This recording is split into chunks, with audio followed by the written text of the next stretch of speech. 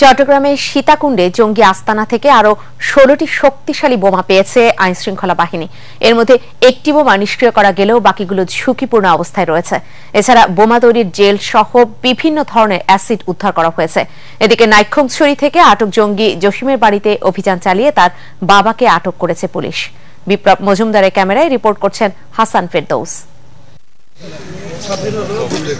সীতাকুণ্ডের জঙ্গি আস্তানায় অভিযানের দুদিন পর সকাল থেকেই বোমা নিষ্ক্রিয়কারী ইউনিট, পিবিআই এবং সিআইডির ক্রাইম সিন ইউনিট তল্লাশি অভিযান শুরু করে। আলোচিত ছায়ানিডের নিচতলার একটি কক্ষ থেকে ৪০ লিটার ওজনের ৬ drum hydrogen peroxide, nitric acid সহ বিপুল পরিমাণ বোমা তৈরি সরঞ্জাম উদ্ধার করেন তারা। আরেকটি কক্ষ থেকে ১৫টি বোমা উদ্ধার করা হয়। বাড়ির ছাদ থেকে পাওয়া যায় আরও একটি বোমা।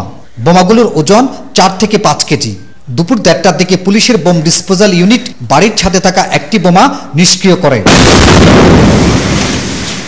অভিযানের কারণে বড় ধরনের নাশকতা ঠেকানো গেছে বলে মনে করেন পুলিশ কর্মকর্তারা। আতঙ্কের কোনো কিছু নেই, ভয়ের কিছু নেই।